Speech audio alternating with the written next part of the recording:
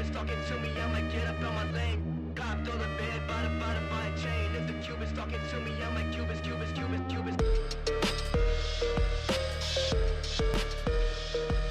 All right, hello, ladies and gentlemen, and welcome to episode 55 of my 2025 bodybuilding prep series.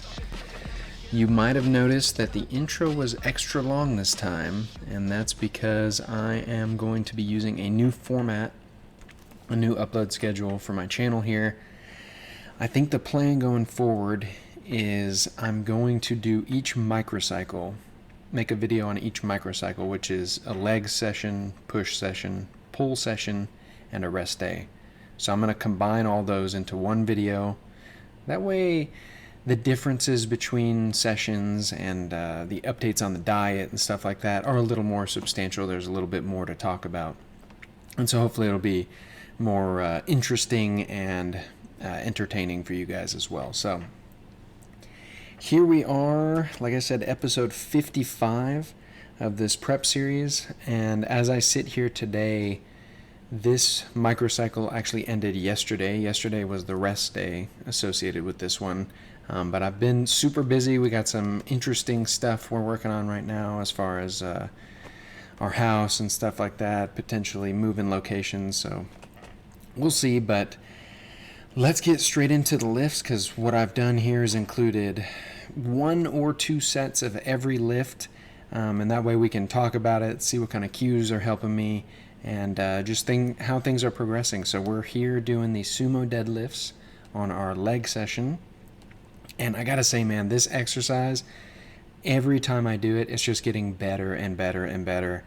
I feel like I'm really starting to get my form down, especially foot placement, especially because if you guys have been around a little bit, you'll know I've got a little issue, especially on like squats, where I naturally, probably because of an injury I got in high school, I naturally stagger my feet a little bit.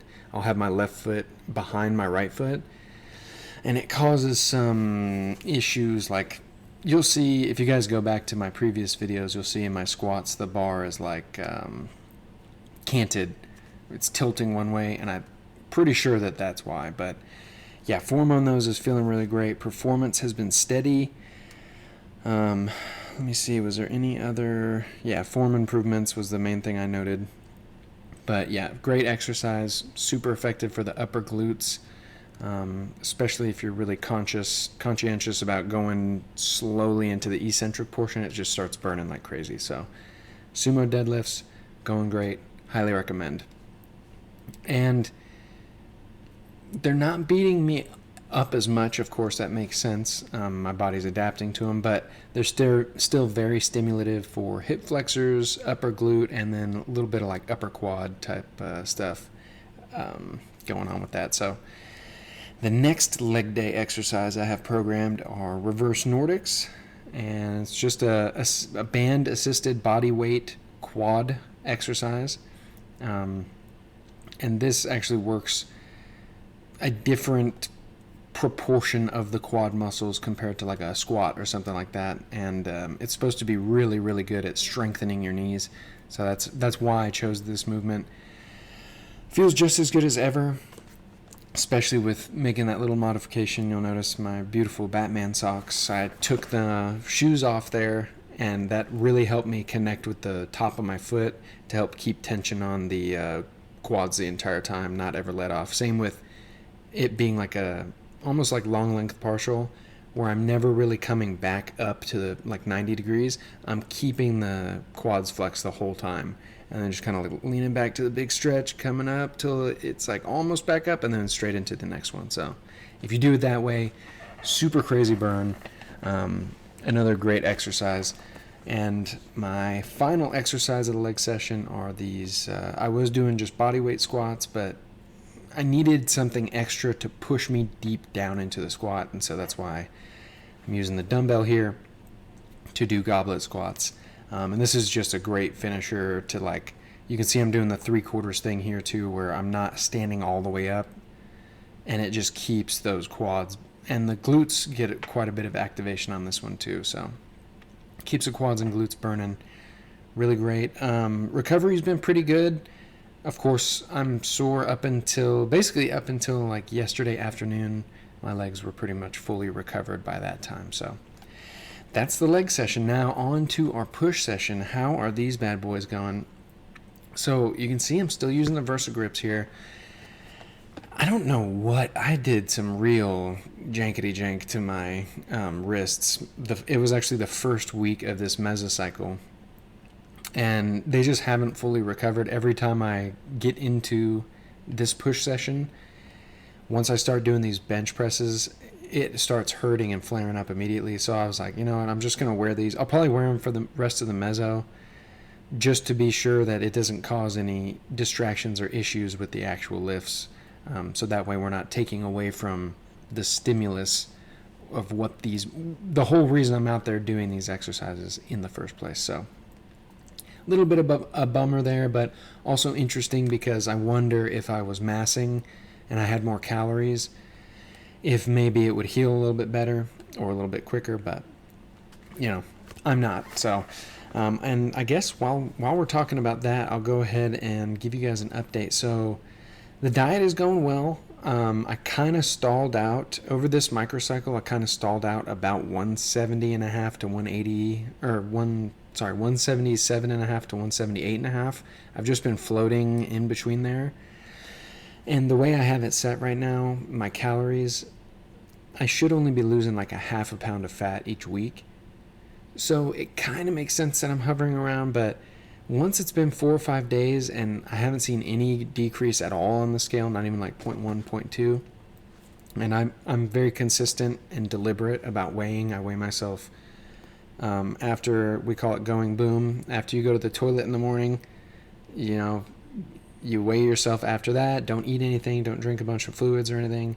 And then that way you have like a very stable measurement. You're more likely to have a more accurate description of what's going on with your weight. So that's what I've been doing. And because it was like 4 to 5 days where I just wasn't seeing any change, I decided today actually to decrease my calories a little bit more. So now we're looking at 0.75 pounds a week instead of 0.5 pounds a week. So not a huge difference. I think it was only like 130 calories less than what I was eating yesterday. So that's like an apple, which is a bummer. Every little bit of food that gets pulled out, and it usually comes from carbs, I really do feel it every time. Even right now, I think my calories are I'm at like 2290 now with this additional cut.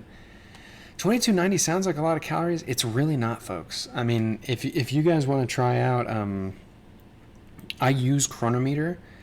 It's a great app. I believe the free version has a lot of the stuff that like the gold, whatever, premium max pro plus super advanced version has.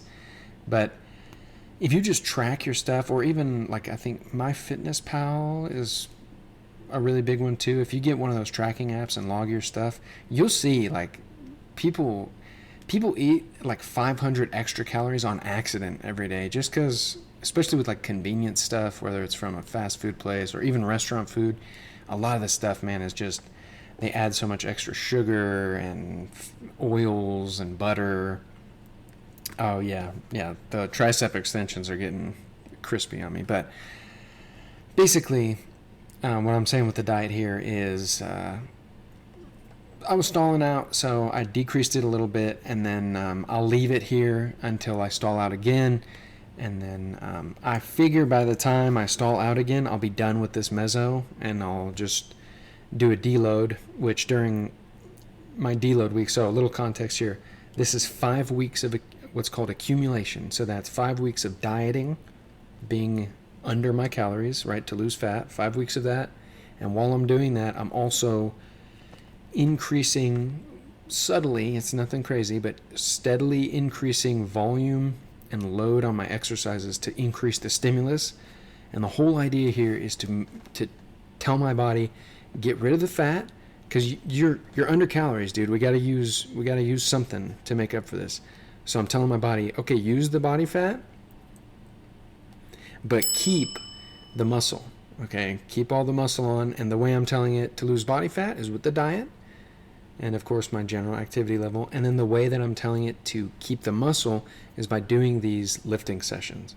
That's the whole point of a cut here. You're providing a robust hypertrophy stimulus through these sessions, and then day-to-day eating slightly under the calories my body would need to like maintain what's called homeostasis. That's like a stability point for your body. You generally, any living organism doesn't want big changes and fluctuations here and there with internal workings, and so it tries to find a level that's good for it. So what my body is going to be doing is saying, okay, that fat that's sitting over there, it's the time for the fat to shine. Okay, like you guys come out, we're going to use you as energy. But muscle, hey, yesterday and this morning, this guy's like smoking us. You guys are all sore and banged up, so you guys hold still. We'll direct more nutrients and protein and stuff to get you guys fixed up. That's kind of the conversation you're trying to induce. I mean, of course, it's all allegorical or metaphorical, but that's pretty much what I'm trying to do here with the cut. So dropped it down a little bit. I didn't get to go through the push day exercises, but basically the only one of note is the incline bench. Difficulty with the wrist pain there. The overhead press feels great. I upped the weight and it's really feeling good on the side delts. Tricep extensions, like I said before, they're starting to get stale. I feel like the stimulus to fatigue ratio is getting worse for them because of that, and so they're probably going to go after this meso. But performance on all the push day exercises has pretty much been stable, except for the tricep extensions, which I actually ended up going to failure on the second set. That you guys saw little effects and stuff there. Yeah, so it's just getting a little stale. But the pull day, unfortunately, all I've got for this one were those calf raises and these curls, and that's because it's finally nice enough to open the garage. But when I recorded these next two exercises, yeah, see, it's going to go to still screen here.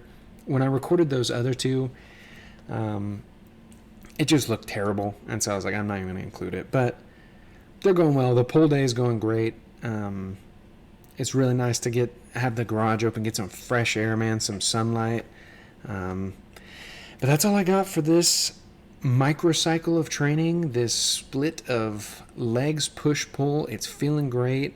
Diet fatigue is starting to build up. I'm looking at only doing, let's see, that's 1, 2, 3. We're in our 4th week now of dieting, so we'll only have another half week from today and then another full week of dieting. Then we'll deload. But I'll keep you guys updated, and I'll see you in the next video. Hope you have a good one.